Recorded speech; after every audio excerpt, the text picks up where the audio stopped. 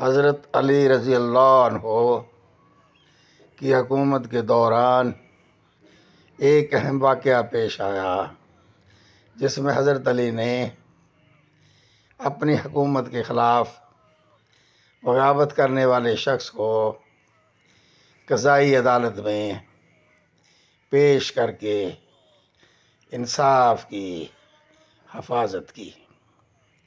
ये शख्स हुकूमत के दस्तूर के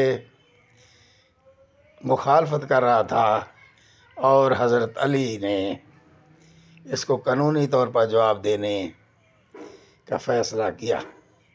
हज़रत अली रज़ी अल्लाह अन्हु ने इस शख्स को अदलिया के सामने पेश होने का एहतमाम किया ताकि इंसाफ के ज़रिए इस मामले को हल किया जाए। इस वाक़े ने हज़रत अली रज़ी अल्लाह अन्हु की हुकूमत की अदलिया और हुकूमती निज़ाम को मज़बूत करने में अहम किरदार अदा किया और अदलिया की इस्तक़लाल और इंसाफ की हिफाजत की अहमियत को ज़ाहिर किया।